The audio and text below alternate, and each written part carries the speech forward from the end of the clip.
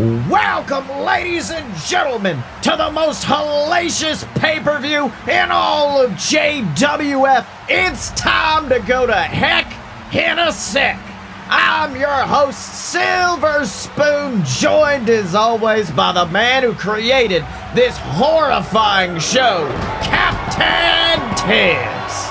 Sills, we're here tonight in the JWF arena. And listen here, Sills, the boundaries between this world and the next, they're so paper thin right now. The only thing that can keep us from it is that structure right there. That's right, the heck in a sec structure, one of the most devastating cage match variations where only the most heavy of rivalries can be ended. And if you want to talk about a heavy rivalry, Tibbs, I want to talk about this man right here, Danny Roanoke, and his rivalry with Hollywood Hulcher over the past couple of months. I mean, they had an epic match back at Summerfest, and then Danny Roanoke, he came out, he said it. He said, you beat me once, but you can't do it 7 times, which is why he issued a challenge for a best-of-7 series that is culminating in this match right here. That's right, Sills, all the marbles. This is what this one's for. Each man has 3 wins under their belt, so technically Danny Roanoke was right. But this is the kicker. This is the rubber match. This is the one that decides the fate of Danny Roanoke and Hollywood Hulcher in this horrifying steel cell. That is right, but here he comes, Danny Roanoke's opponent, a man who has really proven himself in the past few weeks. This man, Hollywood Hulcher. Let's not forget, Hulcher was down 3-1. I mean, an almost deadly situation right there. At that point, many people would just give up, but Hollywood Hulcher fought back to tie him up, winning a submission match, winning a ladder match, winning their Falls Count Anywhere match back at the pay-per-view. I mean, Hollywood Hulcher has been on a tear lately. Of course, Sills, some would say that he's finally started to come into his own here in the JWF. And to cement that legacy, to cement his place in this company, he's going to have to beat Danny Roanoke again. That is right, and here they are going toe-to-toe. Now, let me ask you something. The heck in a sec match. We've seen former JWF champions like Blake Tanner, who will, of course, be challenging later tonight for the Captain's Championship. We've seen men like that face off in this ring, but we've also seen big, devastating forces like the Leviathan in this kind of match, like his brother, Momoa Curry. Which of these 2 men do you think that this match type benefits the most? That's an interesting question, Sills. Both of these men, they really haven't proven themselves in anything like this heck in a sec structure. It really lends itself to somebody who is willing to just pull out all the stops and become as brutal as possible. So that might actually favor Roanoke here, as we can see. He's taking a commanding lead over Hulcher in the beginning. That's right, but you can see Hulcher reversing right now, whipping Danny to the outside. And you say they haven't done anything close to this. I think the closest I can call is last month's Hangover pay-per-view where they faced off in a steel cage match. And if you want to talk about vicious, let's not forget Danny Roanoke at the end of that match actually spearing Hulcher through the, oh wait, hold on, early one, oh, before even a 1 count, Roanoke kicks out. But as I was saying, Roanoke actually tossing Hulcher through the wall of the steel cage. True, Sills. He was able to escape the cage that way, but that's small potatoes compared to the heck in a sec cage. Look at how big it is, Sills. Look at how little you can actually see of what's going on inside the ring. That is right. Ooh, whipping him back in the ring is Danny Roanoke, who once again is keeping a commanding lead on Hulcher. Goes for a power bomb, but ooh, Hulcher fighting back with a few shots to the face, and then ooh, just clotheslines him into that turnbuckle before backing up and big knee.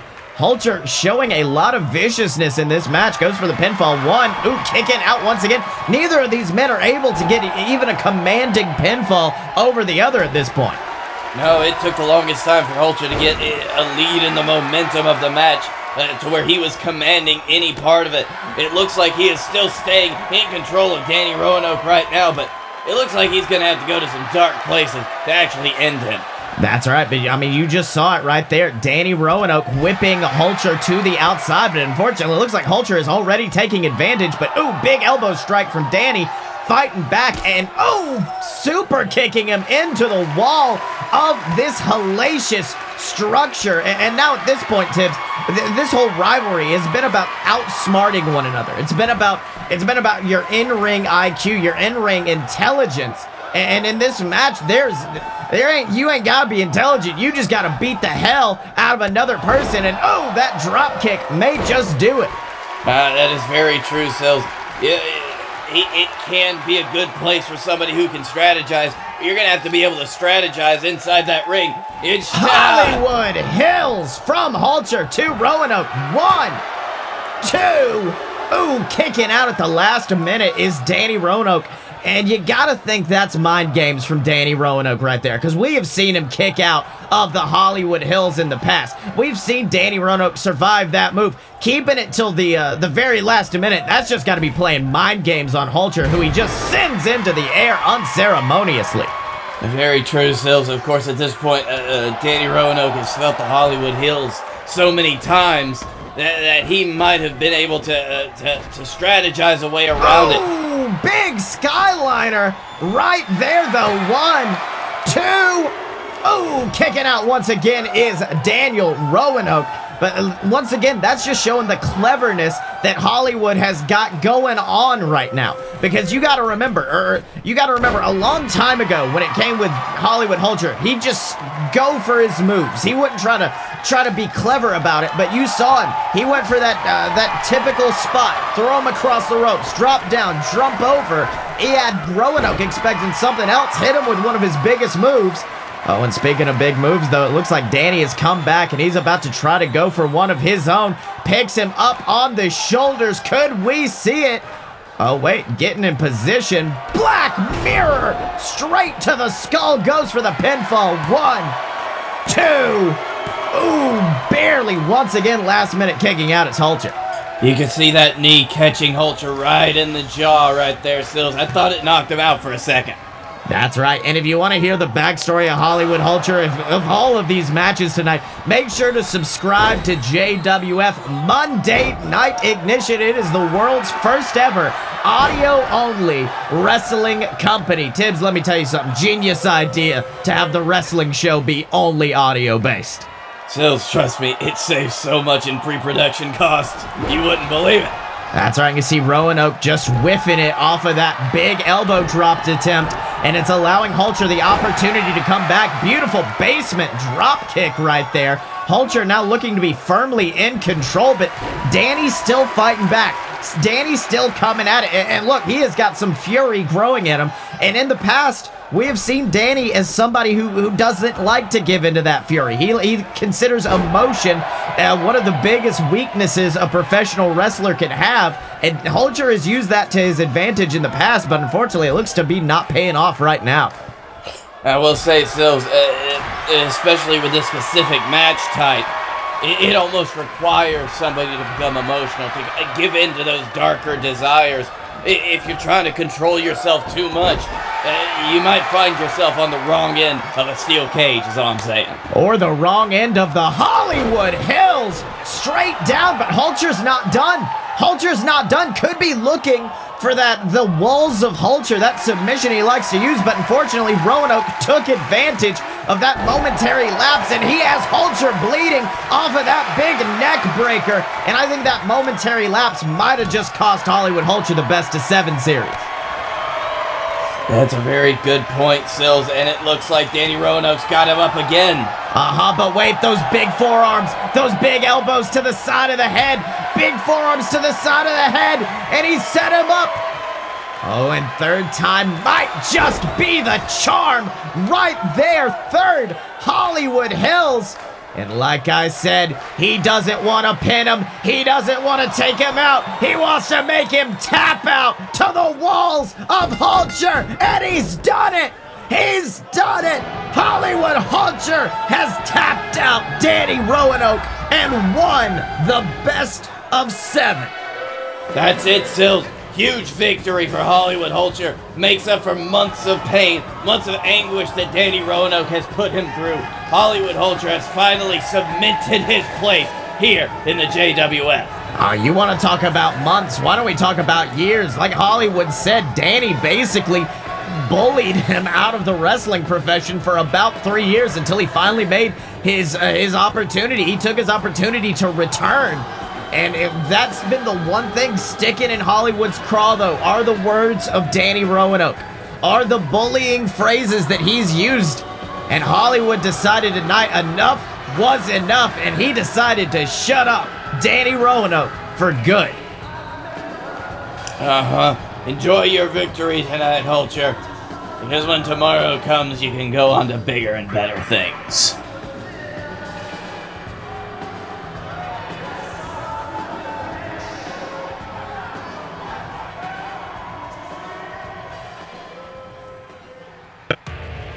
Hey JWF true believers, Captain Tibbs here for merch.aloadapurebs.com. That's right, merch.aloadapurebs.com. That is where you can buy all of our great merchandise from the JWF universe. Do you want t-shirts? Do you want more t-shirts? T-shirts with my face on it, with the faces of all the JWF superstars, our great wrestlers, anything. We got t-shirts, more t-shirts, tank tops, hoodies, baseball hats, masks. You can even get a phone case. You can get a phone case with my face on it. You can get a phone case with the Jebadook's face on it from JXT. You can get anything you want. Whatever your heart desires, merch.aloadapurebs.com. Powered by TeePublic. Well, Tibbs, after what was one hell of an opener, we now move on to this match and the pay-per-view debut of this man, Robert Hill. And you know, Tibbs, in the past, when you look at a guy like Robert Hill, he came into this company looking dominant, but then he kind of started to flounder. Wasn't at last month's Hangover pay-per-view, but then he found some problems with not one man, but two men in the form of our former champions, Coach and Friend. Well, Sills, that is a good point that you make, and that's something that we have to bring to light in this business. Is if you don't have anybody to fight with, kind of hard to get you on the show. So it was a perfect opportunity for Robert Hill to go up against Coach and Friend. However, not sure what he was thinking when he decided to take both of them on in a handicap match. That's right. As I've stated before, usually in a pay-per-view debut, you kind of want to take it easy on yourself. You want to give yourself an easy win. But instead, Robert Hill said, forget that. I want to take on one of the most dominant tag teams in JWF history. I mean, we know them. They are legends in this business.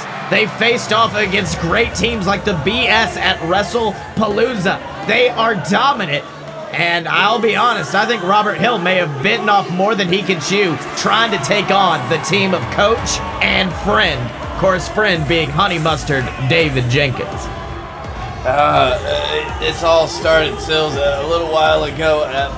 Robert Hill, of course, he was trying to go on a tear, trying to find as many people as possible. Ran afoul of this returning tag team of these two veterans of in-ring competition. And they are nothing to sneeze at, Sills. I'll tell you that straight up. So, Robert Hill choosing to fight both of them at once. I mean, Coach alone could be big enough. Oh, big clothesline to start things out, though. And look at this. He's already got David Jenkins. Oh, Gaslighter taking him down. But Coach has got him. Coach has got him. Detention drop. And he's not done. He's not done. He's got him up. And at Tibbs, it looks like he's going for seconds. Dropping down. Robert Hill goes for the pinfall. 1, 2. Oh, last minute. Look at the power of Robert Hill. Now, Tibbs, I want to ask you this. Robert Hill, I don't think we've seen him wrestle a match longer than what?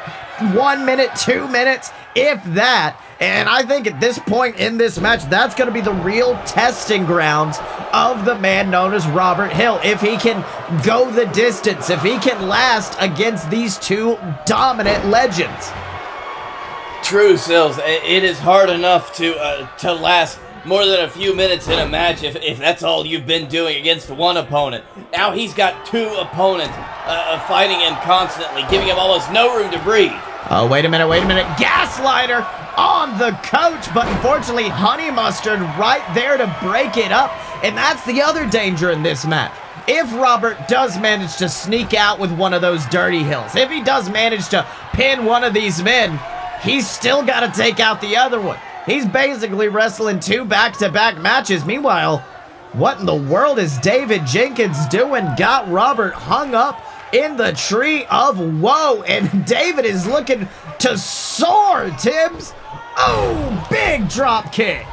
Let's see that one more time. And you see, that's the thing. A lot of people think Honey Mustard Jenkins, he's just a little joke. But Honey Mustard Jenkins, he's got the fight. He is a little pit bull inside of that ring. Absolutely, Sil. You don't want to catch the wrong end of a mustard drop like that one. That's right. Meanwhile, it looks like Coach was going for a pin, but David said, nah, I got more in the tank. I want to do something else. Unfortunately, it's led to that massive lariat. But Coach James right there to stop him at the pass. And you see, that's the thing about Robert Hill. He's great against one man. He's great against two men if it happens to be our cash in the bag holders, bananas in pajamas. But right now, he's working against a well-oiled team. Over 10 years in this business, working alongside one another.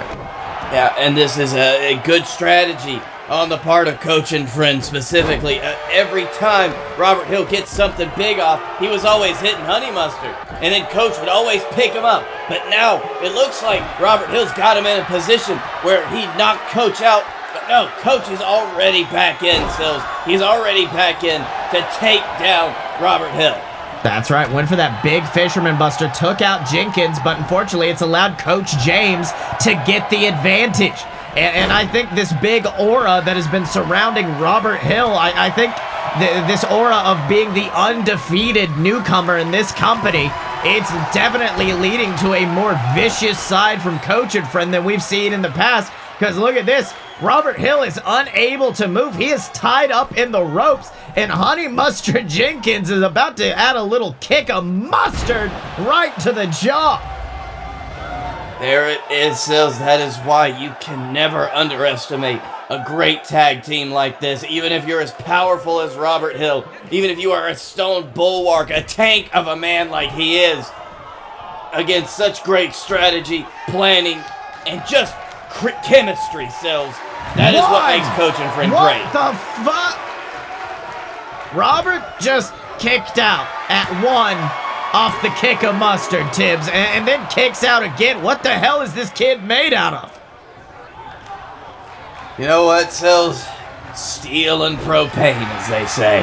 That's right, but he's getting picked up by Jenkins, who's continuing to attempt to dominate. Might have been trying to look for a double team move, but you can see Coach is always, he's got to have to live with that curse of being the bigger man, of being the one people are going to think of as the tank of the tag team.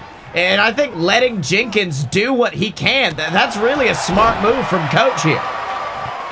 Absolutely, Sills. Having Jenkins be more of a target, let's say, some would call it bait, he will actually... Well, Tibbs, you can call him bait all you want, but it looks like he's about to try to rip the head right off the body of Robert Hill. It looks like he is absolutely trying, Sills. He is trying so hard. That's right, but unfortunately, Robert managed to sneak out. Beautiful clothesline. And now, unfortunately, I don't think Coach realized, he didn't realize that Robert had gotten back up. 1, 2. Ooh, Honey Mustard forces him out of that fisherman suplex, but it's unfortunately got him locked up. Dirty Hill straight down onto the skull. Let's see that one more time. Robert has just been, he's been a propane factory right now, going for the pinfall off of it. 1, 2, 3.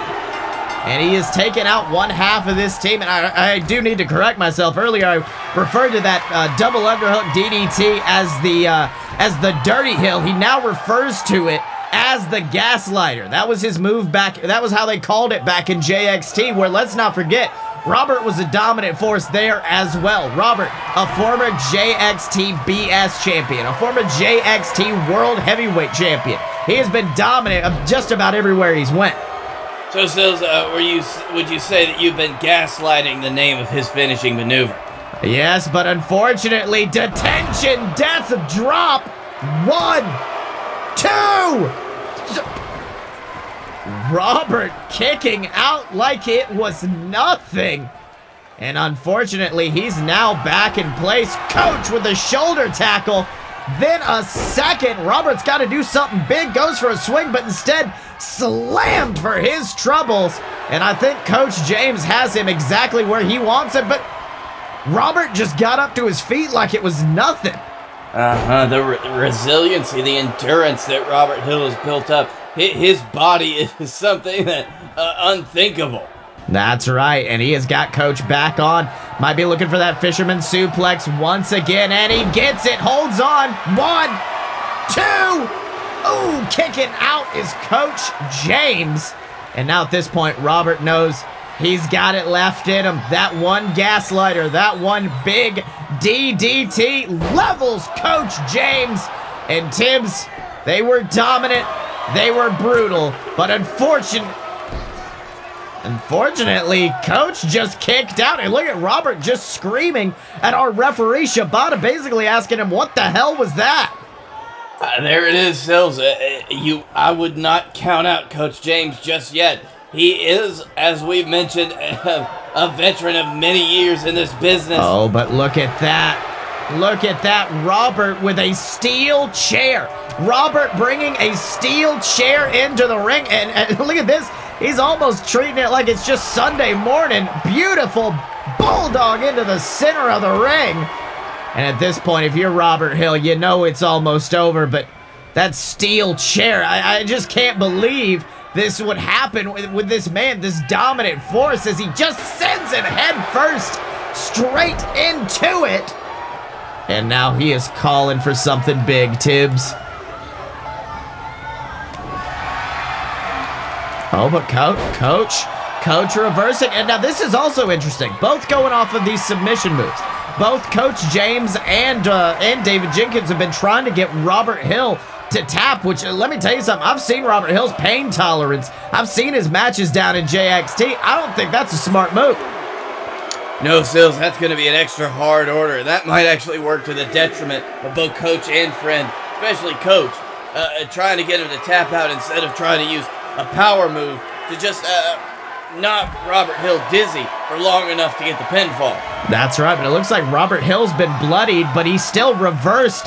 And I don't know if you noticed that. Coach was throwing Robert up in the air, but the entire force of his body drove him into the concrete, and now the point of that elbow right to the heart. 2, 3. Oh, and Tibbs, let me tell you something. That is this whole match. Coach and friend, they were trying to get out of the dirty hill. They were worrying about that vicious maneuver right there. That double underhook DDT that he does call the gaslighter. But they weren't expecting something as big as that massive hunk of meat flying off the top rope and just driving his elbow into your heart. Now, I would say, Sills, I was definitely surprised at his choice in moveset there, Sills. Seeing him go to the top rope, it was definitely effective, though, and he deserves a win off of that. That's right. And many people thought he wouldn't make it, but here he is. And that's why they call him the King of the Hill. Ladies and gentlemen, the following event is scheduled for one clusterfuck and is set to occur in Birmingham, Alabama. Introducing first, he is the bearded man from the Badlands, the absolute Badlands, Scotty Moore! And in the other corner, sporting the modest plaid on plaid on plaid, the man with the plaid crown. The plaid is plaid on the plaid. The man who knows nothing about wrestling and everything about plaid. Blake Tanner. I'm sorry, was I supposed to do something there? I thought this was just you two. Oh, no, that's Dylan. Hey, Dylan. And we are the Fight Boys, and it's a show about professional and not so professional wrestling. Make sure to check us out, because when you're a fight boy, you're a fight boy for life. All right, Tibbs, we move on from what was an absolutely vicious display from Robert Hill to this, our second Heck in a Sec match of the night. And this one, you gotta say, starts all the way back at this year's Summerfest, where two of these combatants, Blake Tanner and the Dylan, faced off for the Captain's Championship. But this man had a different challenge ahead of him. This man, the Nightmare, the Beast, known as Gozzie. He was facing off against a former champion, facing off against Scotty Moore. And Tibbs, let's not forget, we have not seen Scotty Moore ever since. He snapped Scotty Moore's arm in two, and he has not been cleared for action ever since. Exactly right, Sills. This man who... Well, I question his choice of attire tonight, Sills. It does not make him any less dangerous. He has put one of our greatest superstars, a former JWF champion who earned it this year at WrestlePalooza, on the shelf for this long. Gozzie, he has tried to hurt or maim anybody that he has shared the ring with over the last few months. So I would not count him out for anything. That's right. A lot of people would consider Gozzie the newcomer. I mean, he debuted at Summerfest in that match. Many people would count him out. But you gotta remember, this man is an absolute sociopath, and if there's one thing Heck in a Sec was made for, it is for psychos like this weirdo. Absolutely, Sills. Listen, I just don't want to see this Johnny Depp looking motherfucker anymore. I'll agree with you there, Tibbs, but let's not forget the man who assaulted him at last month's JWF Hangover. This man, a man who had associated himself with Gozzie for ever since Summerfest, just snapped, just turned on him, assaulted him after Gozzie's one-on-one match against the Dylan. It's Blake Tanner. And Tibbs, let's be honest, Blake Tanner has not had what many would describe as a banner year. In fact, I'm fairly sure his win-loss record is 0-500. It doesn't matter, the man ain't won a match. No, Sills, it has been really bad for him this year, which some would say it's a sad thing to see. A fall from grace, as you would say. A great competitor in the past who is, honestly, Sills, has not been right since his match with the Dylan many months ago. That's right, but you do need to consider this. He is walking into his third Heck in a Sec match. The most Heck in a Sec matches out of any competitor tonight, in all honesty. Blake Tanner has walked into hell numerous times, and we don't like to talk about this, but he has never walked out with a loss. That is very true, Sills. This is Blake Tanner in his element. This is his place, as he likes to call it. This is his home. That's right, but the wrestling ring is what this man considers his home as well. The champion, the man known as the Dylan, the technical spectacle, a man who has been undefeated for the entire year. Ever since winning, I mean, you gotta think, it's like him and Blake Tanner, polar opposites. Dylan not losing a match all year, Blake not winning a match all year. And then, of course, you've got Gozzie, the one who's just sat in between them. I think some would consider Gozzie might be a spoiler in this match. Blake Tanner and the Dylan have fought so much over the past year. 2020 has really been the year of them crossing swords, as one would say, constantly. And Dylan has always come out on top. That is right, but there he is, our captain's champion. Man who likes to employ the Anaconda Vice maneuver, likes to try to choke the life out of his opponents, and a man who takes pride in putting on the best matches that he can possibly put on. But tonight, it ain't about good matches. It ain't about technicalities. It's about that. The JWF Captain's Championship. And it's at Heck in a Sec. Like I said, it ain't about, hold it high, Shibby. It ain't about being pretty. It's about being brutal. We do know, however, Sills, that the Dylan is perfectly capable of brutality, but is he going to be willing to go back to that place?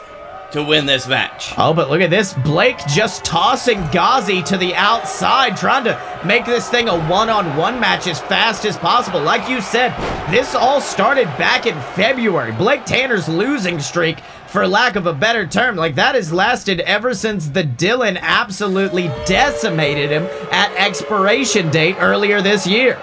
Very true, Sills, but it looks like Blake Tanner's aiming to change that as he just knocked Dylan from the ring into the heck in a sec structure. Then boom, into the back of Gozzie just like that. That's right, all three of these men now on the outside of the ring. And you gotta think, earlier in the show, Hollywood Hulcher versus Danny Roanoke, they wanted to have just basically a decent wrestling match. If they had to use the cell, they would. But right now, these men are on the outside and they're just sending each other into that solid steel as much as possible. I think this is just showing the depths that Blake Tanner has fallen to, taking everything outside into the cell just as soon as the match started almost. That's right, and you see him still focusing on the Dylan, ignoring Gozzie coming from right behind him, and I think that's a bad move. I mean, I think that's the one advantage Gozzie has in this match is the lack of history. True, Sills. It is well known, documented in wrestling history. Look at the strength of Gozzie sending Blake Tanner through that solid steel. And now they have broken out of the cell. The inmates are running the asylum. And what the hell? They're climbing up the side. Blake Tanner going up. Sills, if you remember Blake Tanner's first Heck in a Sec match, he won it basically off the top of the cell. He might be trying to recreate that. That's right, but you can see him and Dylan going toe-to-toe, just delivering shots to one another. Oh my God! Dylan falling to the outside right into the waiting arms of Gozzie, but unfortunately Gozzie just gets whipped in. Very true, Sills. What is Blake Tanner doing? He's just continued onto the top of the cell as Gozzie and Dylan are fighting outside the ring, outside the structure itself, which is supposed to not happen. Well, I mean, not only that, you gotta remember, like you said, Blake Tanner's first Heck in a Sec, he managed to be victorious by going up to the top. Because, let's be honest, up top, it's a crapshoot. Anybody can win. Anybody can get up there. Anybody can possibly fall off to their doom. It really kind of adds to the match if you're a guy like Blake Tanner who hasn't won. At that point, it's just luck of the draw, and you're kind of praying somebody falls off. But you can see Blake has now joined them all at the bottom of the ring.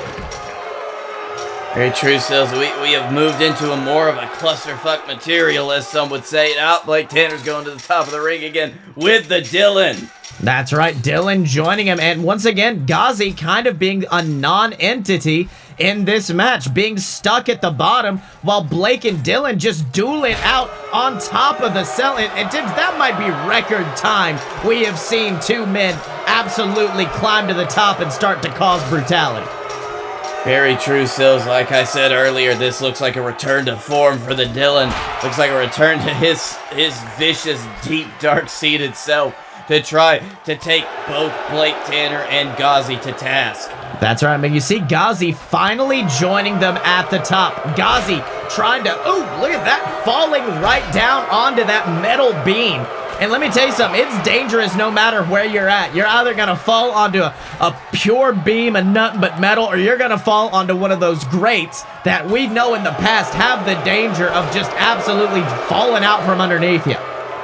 That's true, Sills, and that is a 16-foot drop currently from the top of the cell back into the ring. Big headbutt from the Dylan levels. Gozzie, oh, Blake Tanner, I thought was about to just fall off the side right there. That's right, Sills. That is a terribly dangerous situation for everybody to be in, especially in the corner like that. That's right. Oh, big drop kick from the Dylan levels Gozzie. And at this point, these men know they got to get to the center, or else something bad's gonna happen.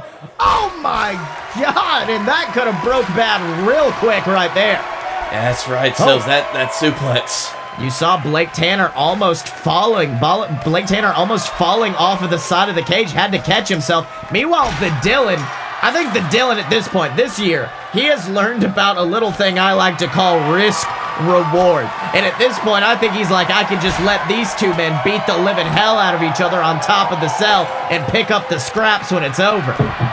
That's true, Sills. Think about it. If one of those, or both of them, both of those men go through the cell right now, they fall into the ring. The Dylan could capitalize on that immediately and almost definitely get the win.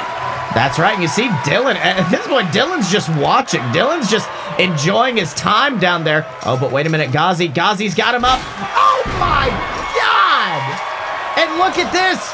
Dylan, who had finally decided to go up, his plan has backfired because they're on the inside of that ring fighting, beating the living hell out of one another. And now Dylan finally going through the center of that hole trying to go after him. And he does! Look at this! He just grabs Blake Tanner, locks him in the vise, but Gozzie breaks it up before Dylan can get that tap. See, Gozzie still wants to get the win. It's all about the win for Gozzie. It's all about the win for all of these men. But it's total destruction for him right there, leveling him. And unfortunately, Dylan's plan may have just paid off. Oh, but instead, Gozzie jumps over. Gozzie goes behind. Might have been trying to set up for that vicious maneuver, but instead gets caught. Anaconda Vice to Gozzie. And he is just wrenching on that neck is the Dylan. The Dylan wrenching on that neck. He has tapped out both of these individuals. So you know that Dylan has got to be searching for that victory once again. But Blake Tanner now the one to break it up. That is true, Sills. Blake Tanner crawling on his hands and knees, seeing that Gozzie was in that vice and knowing that if he had any chance of winning this match, he had to break it up. That's right, but Blake Tanner's up for total destruction. And you look at Gozzie. Gozzie, after getting total destruction on him and hitting that vice, Gozzie's not even able to get up. No, he's completely knocked out. He's barely even starting to stir now, so he might have taken a bad hit. He might have been completely knocked unconscious. Oh, Gozzie's in a real bad place now. Oh, God! Dylan dropping the leg on his skull, going for the pinfall. 1, 2. Ooh, Gozzie kicking out, and Dylan looks dumbfounded, Tibbs. It's almost like Gozzie felt a presence on top of him and knew what he had to do. It looks like he's just flying high on adrenaline right now. That's right, and he has picked up the Dylan. Meanwhile, you can see Blake Tanner stirring as Gozzie just continuing to hit those lariats into beautiful back breaker. And of course, I'd like to remind everybody to celebrate the new BS champion of JXT, Falcor the Stoppable, by picking up his shirt at merch.loadofpurebs.com. Meanwhile, I don't know if you noticed that, the Dylan hit a D trigger on Gozzie. Soon as he did, Blake Tanner came in. Blake Tanner just wants to pick up the scraps. That's right, Sills. After this kind of match, it's anybody's game to try to get those scraps, try to get the win. If you're in the position to capitalize on it, the Dylan tried to do it earlier. Blake Tanner trying to do it now, but after you've been just beat to hell and back in this heck in a sec match, sometimes that's all you can hope to do. That's right, but you can see Gozzie continuing to fight back against the man that betrayed him back at Hangover. Oh, takes him down as the Dylan hits an elbow drop. Little unintentional double team there. But Gozzie unfortunately has been beaten down by the Dylan. But wait a minute. Gozzie's got him. Slams him down with it. The Bloody Eagle. But Blake Tanner's right there. He's got him up. Bee Sting. Dylan, look at Dylan. Dylan is not moving. And then Blake out, taking Gozzie down. And Tibbs, if it wasn't for that damn Blake Tanner, Gozzie might have been the first person to ever pin the Dylan. That's true. Blake Tanner got up in the nick of time to take advantage of all of that, but he's still got to get the pin. 2, 3. Well, holy shoe-shining shit, boys. Blake Tanner ending a 10-month defeated streak right there by taking out Gozzie. And I don't know if you saw the Dylan. Usually the Dylan will pop back to his feet, rush over. Dylan was just able to crawl. I don't know. I think that bloody eagle from Gozzie, it might have just knocked our former captain's champion silly, Tibbs. Sometimes that happens, Sills. You hit your head the right way, and that's it. Sometimes you hit your head the right way, and the other guy capitalizes on the match instead of him, and then that guy becomes your new captain's champion, like Blake Tanner did tonight, proving that Heck in a Sec looks like it is still the domain of Blake Tanner.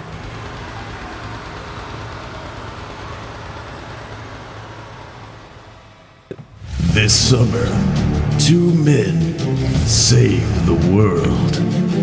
From who you ask? Everything invading robo-penises. This show is not about those 2 men. This show's just a load of BS. The show where Blake Tanner and Scotty Moore make up dumbass movies like that. We're your personal think tank. We're your 2 white guys, which fills the quota for a podcast, I think. And we're just gonna be here to have a good time and talk about sauerkraut. That's right, except no substitutes, ladies and gentlemen, because this is that pure, uncut BS. Good, uncut. All right, Tibbs, we now already in the ring are the Hard Americans, the team of the Wild-Eyed Southern Boys, Spider Lockhart, and of course AJ Steele, their leader, and they're going to be facing off against one of the most dominant teams in JWF history, the VWO, which are spearheaded by this man, Griffin Clouds, a man who has really had a return to form this year, if you ask me. 100% Sills. Griffin Clouds, it seems like he and his brothers have been fighting the demons of their past. And Sills, I was thinking about it earlier today. There is no greater demon of Griffin Clouds' past than the Heck in a Sec pay-per-view. That is right. Heck in a Sec has never really been the best place for the VWO. Griffin Clouds losing the JWF Championship just a few short years ago to Blake Tanner, our new captain's champion. But it looks like he and the VWO have been on a redemption streak. Last year, they were a tag team of the year. It looks like everything has been stacked against them currently, and they are looking to return to form again. That's right, and there you can see the remaining members of the VWO. Griffin's brother, Justin, and of course, our tag team champions, Fomo-san and the Hammerman. But Tibbs, let's not forget, if this match does not happen to go the way of the VWO, we may have new tag team champions in the form of the Wild-Eyed Southern Boys. Very true, Sills. The Wild-Eyed Southern Boys teaming up now as the Hard Americans. It looks like they are poised to try and rid the VWO, the Hammer Sons as well, of their tag team championships tonight. That's right, and at the beginning of this match, oh, wait a minute, it looked like Griffin was going for an early attempt at the Under Vapor, which was reversed by Houston Longhorn, who eats a big hammer boot for his troubles. That's what you get, Sills. All 8 of these men are just causing chaos in this ring, but I'll be honest, I gotta ask you, this is a ladder match. You can fight all you want on the ground. If the ladder ain't in the ring, you ain't gonna be getting nothing. No, Sills, but another thing is you've got to have some space to put the ladder, and I don't know about you, but I don't see anywhere to put a ladder in that ring right now. That is right. And at this point, like, who do you think this match benefits? Because right now it's an absolute brawl, which I usually would give to the Wild-Eyed Southern Boys, men who have known to be dominant in brawl-type matches. But we have also seen some strength from the VWO in these types of matches as well. True, Sills. It really, based on what I'm seeing now, it is all about the inclusion of each team's new members. Of course, Fomo-san on the side of the VWO, and AJ Steele on the side of the Hard Americans, the Wild-Eyed Southern Boys. it depends on how each of those new members works out with the chemistry of each team, just to make sure that their team is able to be victorious. That's right, and you also have to consider this when it comes to the VWO. There may be a little bit of jealousy on the inside, because when it comes to the Hard Americans, AJ Steele, a singles competitor, Spider Lockhart, supposed to be damn retired, but in the VWO, the Rising Suns and Griffin and Justin are both tag teams. In fact, Griffin and Justin are #1 ranked in our tag team division. So you gotta think there might be a little bit of jealousy going on there. That might be true, Sills, but if there's anything that the VWO has shown over the last year, it is that they have tried to formulate their base, their foundation on the solidarity of their family, on blood itself. And I think that is what's important. What is Hammerman doing, Hammerman? What are you doing? Oh, looks like he's gonna try to get some blood out of somebody right there, but it ain't his family. Setting up that ladder, making him a proverbial bridge. Meanwhile, it looks like he is going to take on Sam Adams alongside his brother Justin. Meanwhile, Spider Lockhart finally getting back into the ring. Oh, but eats a spine buster for his troubles as Griffin, looks like to be signaling something big on Houston Longhorn. Big kick to the gut. Oh, but Houston reverses. Beautiful leg whip takes down Griffin before Houston gets whipped to the outside as well. But, unfortunately, a little miscommunication there. Griffin got in the way of a big shot and unfortunately got taken out, and that distraction has allowed Houston to take the advantage. And, oh my God! Elbow drop through the ladder. Meanwhile, in the ring, Griffin just ate a sobriety test from Sam Adams. And now, it is all Hard American in this ring right now, Tibbs. Very true, Sills. The Hard Americans, if they got back in the ring right now, just one of their members, they could have free reign. That's right. Meanwhile, on the outside of the ring, you can see it one more time. Houston Longhorn with the cattle drive on the Hammerman. Tibbs, at this point, the Hammerman might as well just be taken out of the match. He has been beat to hell. Now, Sills, you know that I am a man that will never count the Hammerman out of anything.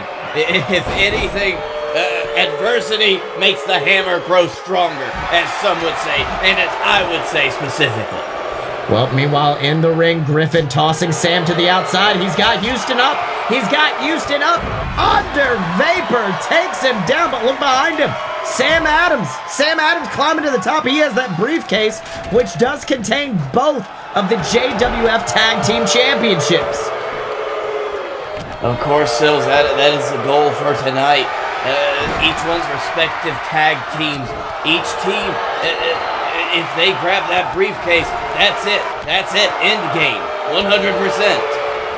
That is right. Meanwhile, Sam Adams on that top rope looking a little bit dazed before getting punched off, and Griffin has it. Griffin has the briefcase. Well, Hammerman, what the hell? Hammerman punching his brother off the top rope, and there is that jealousy. I was telling you about, Tibbs. Hammerman said if anybody's going to win these titles, it's going to be me. Well, Sills, I don't know what to tell you on that part. That's just a... Is that a mistake? Did the Hammerman make a mistake, Sills?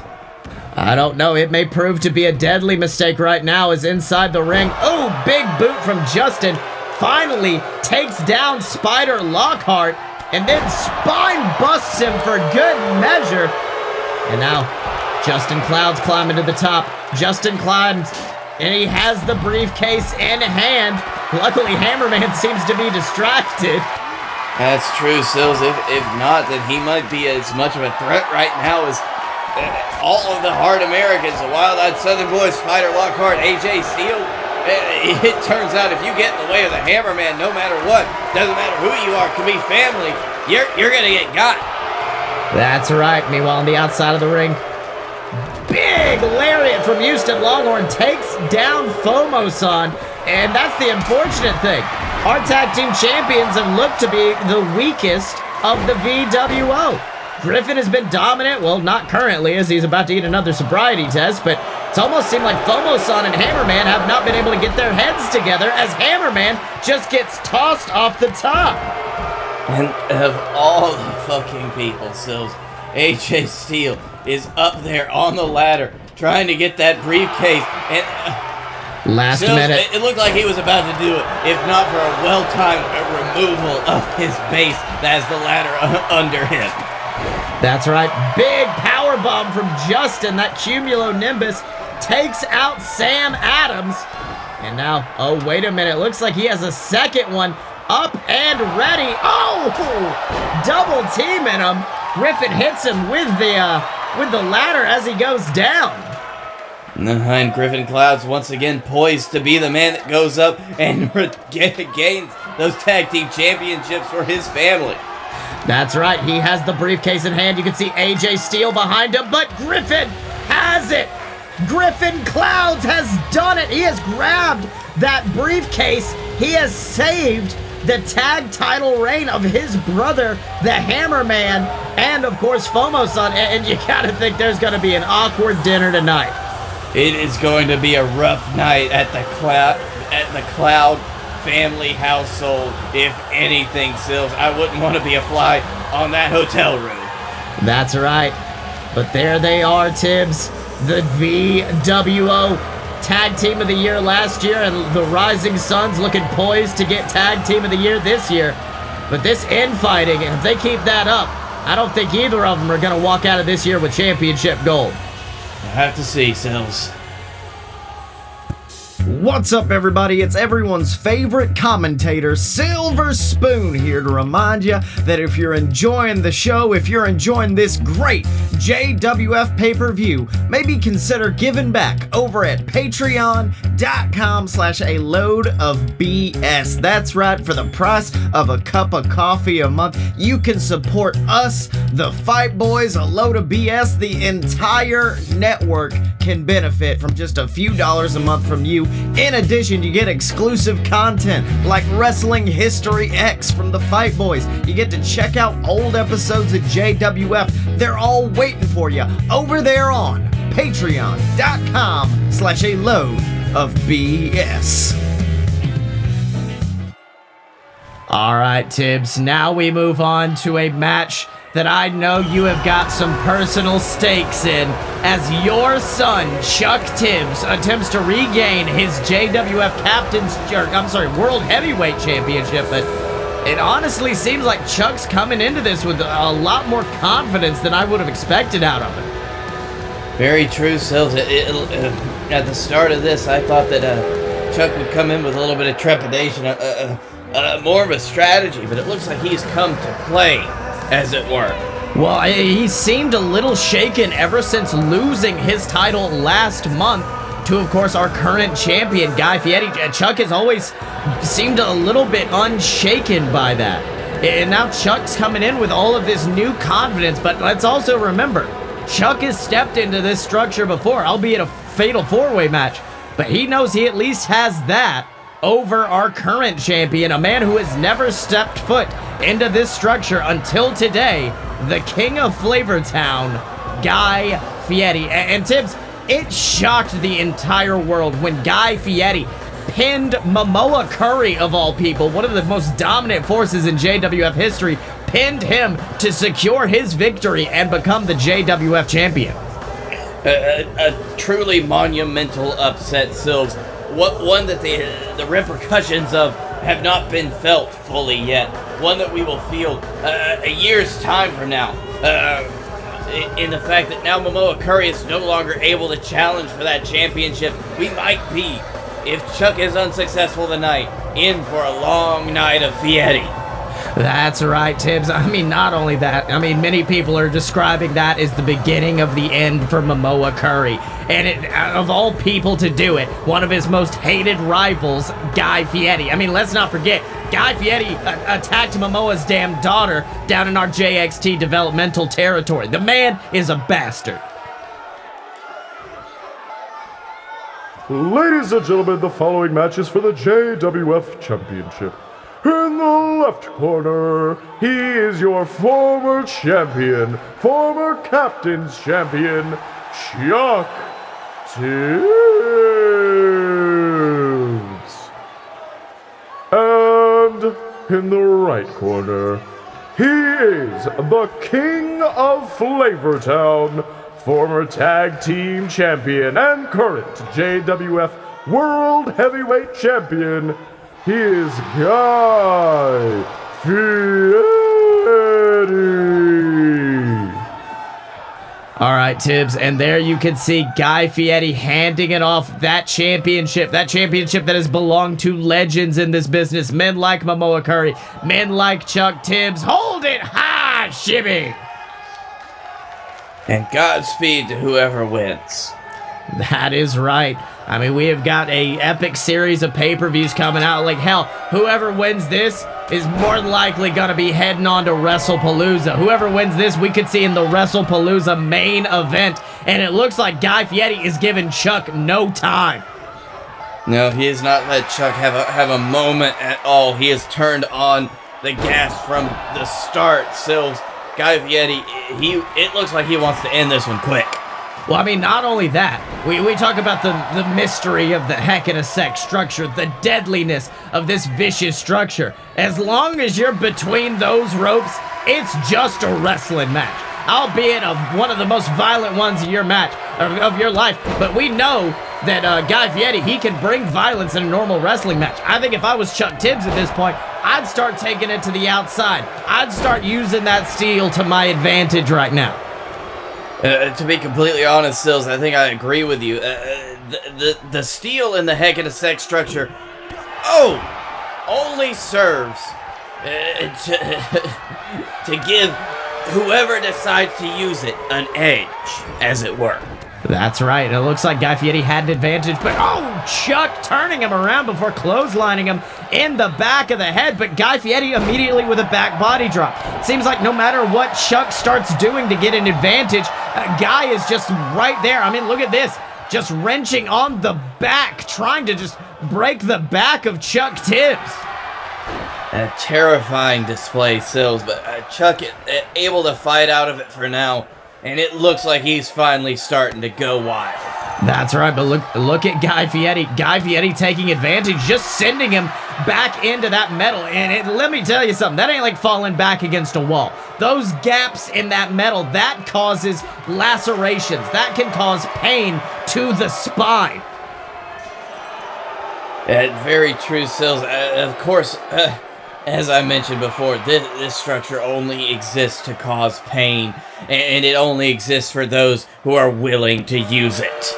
That's right, but it looks like both of these men just rapidly flinging each other into the steel, and Guy, sending him into the apron, before hitting a big super kick and then a clothesline. Guy Fieri taking full advantage. This might be his first Heck in a Sec match, but the man looks like a veteran. And you know what, Sills? That just might be based on the style that Guy Fieri is wrestling. That's right. I mean, like Guy Fieri said, he thinks that Chuck Tibbs started for too long to rely on his family name, rely on his heritage. Meanwhile, Guy Fieri said it himself. He relies on violence. He relies on his right hand, that vicious knockout punch. But, big spine buster. 1, 2, kick out. But did you see how high Chuck Tibbs just had Fieri stacked up there? Sills, that was painful. And I find it hard to be objective right now, seeing my son go through that pain. That's right, but it looks like he is now tossing Fieri to the outside, bouncing off the ropes, getting the momentum up. But, Fieri dodges at the last minute back to the outside. You can see him trying to grab the legs of Chuck Tibbs. Might have been trying to trip him down, but instead, Chuck is taking advantage. I think that spine buster, and let me tell you something, stacking someone up for a pinfall like that, that's still going to cause some pain. It doesn't matter if even a pinfall can cause punishment. Of course, Sills, every single thing you do in this structure, it's almost amplified, even beyond the point of the fact that now you're outside. That is right. The fierceness of Chuck Tibbs, knowing no bounds, really putting the punishment on Guy Fieri. And at this point, Tibbs, We saw what happened earlier between Blake Tanner, Gozzie, and the Dylan involving this structure. We know what kind of punishment can happen inside. It's just a matter if either of these men are willing to go that kind of distance. Of course, and it's hard to see. We all know Guy Fieri has been willing to do that. Chuck seems to have been willing to do it in the past, but it's almost like he's being a little standoffish. But at this point, Chuck going up, and it almost seems like Chuck's just going up to avoid those strikes from Fieri. And now, both of them climbing up onto that steel, and now mounting a comeback, going to the top of that steel. Can we cut to camera 2? There we go, camera 2. Onto the top, and now the punishment's really gonna begin. And if I was you, Chuck, or if I was you, Tibbs, I would just look away at this point. I can't look away, Sills. I can't disrespect my son like that. I can't disrespect his memory. Oh, God! Wait, memory? He's not dead yet. Sills, I've got to think about the future here. Okay. Well, unfortunately, you can see underneath Fieri, underneath that massive weight of Fieri, that steel has buckled underneath them, and we know from that Blake Tanner-Gozzie match exactly what kind of punishment that can cause. But Chuck coming back, whipping Fieri straight towards the edge. What in the world is going through the mind of Chuck Tibbs? I don't know, Sills, but it doesn't look like it's going to work that well for him unless he's able to. Oh, was picking him up, might have been trying to toss him off the side, but the very last minute, Fieri reverses. And now if you're Chuck Tibbs, what can you do? You're in a very bad place. Chuck looking really dazed, Tibbs, and Guy Fieri, look, he's just got a smirk on his face, but it has allowed Chuck to take advantage and slam him down. But look, the back of Chuck's not even holding up at this point. No, Sills, he had to release that so quickly. It looked like he wasn't even able to get. Oh my God! Chuck Tibbs just sent Guy Fieri flying down onto those mats below. And let me tell you something, that ain't a Serta mattress. That is a cheap $5 mat that you bought at Kmart. That is not gonna cause much safety there between Guy and the concrete. Yeah, and the last Kmart around here went defunct in 2015, so you gotta think that's how old they are. That's right. Meanwhile, Guy Fieri realizing the kind of situation he's in. Guy Fieri says, I'm getting back in the ring. I'm going to finish it here. My career is not worth this. Meanwhile, Chuck is just baiting him. He's trying to get him to come back to the outside. He wants to cause more chaos. I think Chuck knows where he's got the strength in this match, Sills, but the bad thing for him is Guy Fieri knows it too. And Guy Fieri knows where his greatest strength is, and it's just doing damage in this ring right here. That's right. Meanwhile, Chuck staying on the outside of the ring. Chuck is honest. I don't know if he's afraid to go inside or if Chuck honestly thinks that kind of brutality, the brutality that, let's be honest, won him the JWF championship. I think Chuck thinks that's the only way he can win a match. As unfortunate as that is, Sills, that might be true because that is what this match is all about. But unfortunately, Fieri with a big shot to the back of the head takes Chuck Tibbs down. And let me tell you something, Tibbs. I think that Guy was trying to be nice to Chuck. I think Guy was saying, hey, let's just get him back in the ring. Let's finish it here. We don't have to do this. But Chuck Tibbs is saying, no, I'm going to the top. Listen, Sills, if there's one thing I can say about my son, one thing I can say about Chuck is he is truly willing to risk it all. And that risk is great. And unfortunately, that risk didn't pay off. He went for a spear. And let me tell you something. If there's one person you don't want to spear, it's Guy Fieri, the man who has been rivals with Momoa Curry, the master of the spears for so many years. Of course, Sills, Guy Fieri knows that move extremely well right now. He's taken it so many times from Momoa Curry, the master wait a minute. of the spear. Spine buster!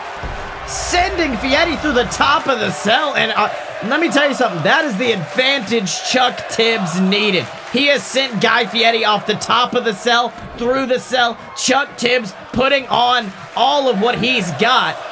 Oh, and Tibbs, this might all be over, but the hurting as he's got him in the captain's hook, wrenching on that leg, wrenching on it with everything he has got, and Chuck lets go. Why did he do that? Tibbs, We have seen this before, and it looks like he's doing it again. Trinity Bomb! Straight onto the skull! 2! Fieri kicked out. Fieri kicked out of the Trinity Bomb, but unfortunately his back is gotta be broken at this point with this massive display from Chuck Tibbs, but Fieri barely getting out, but look, he can't even get to his feet. Oh, I don't know what to say, Sills. He's used it so much. He's almost depleted the power out of it. It's destroyed Guy Fieri's back. That could have killed him. But Guy getting the legs up. Guy Fieri with the legs up, and he's got... What the hell? Trinity Bomb! Trinity Bomb from Fieri! 2, 3! Well, it looks like Guy Fieri just chose to give Chuck Tibbs a bit of his own medicine by nailing him with that Trinity Bomb and taking Chuck Tibbs out of the title picture for quite a while. I think you're right, Sills. I think that he's... God, that looked bad, Sills. Every time I've seen Chuck do it, I've not been worried because Chuck, his form was off. He wasn't putting a full power into it, but Guy Fieri, he seemed to have just picked up how to do the move himself, and that was brutal, even for a Trinity Bomb. That is right. The power of Fieri as he comes out of this retaining his JWF championship. But Tibbs, I gotta ask you this. What's next for Chuck Tibbs? This new kind of attitude he has, this new flavor, it was all due to that championship. But now that that's gone, well, what's gonna happen with Chuck? I don't know, Sills. I've got to go down there and see, make sure that he's all right. His back really could have been broken after that Trinity Bomb by Guy Fieri. Well, I mean, you know more than I do, like how deadly a Trinity Bomb can be. Last year at Los Trios Tangos, our next pay-per-view, you hit a Trinity Bomb and it took you out of commission. You haven't wrestled since. No, Sills, it still hurts every day when I wake up. That is right. It is a devastating move, but a move that landed Guy Fieri the JWF World Heavyweight Championship. In addition to that, we of course also saw our champions, the Rising Suns, retain their titles, but not without help from their brothers in the VWO. We have a brand new Captain's Champion, Blake Tanner. Hollywood Hulcher won his Best of 7 series, and Robert Hill continued to look dominant on what was an absolutely hellacious Heck in a Sec pay-per-view. Living up to its name once again, Sills. A car crash of a pay-per-view that I don't think you need to miss. That's right, but of course, our next pay-per-view, like I said, Los Trios Tangos, you said you've got a big announcement for it, so make sure to tune into that on next week's episode of JWF Monday Night Ignition. But until then, he's been Captain Tibbs, I've been Silver Spoon, and this has been Heck in a Sec, and we will see you next time.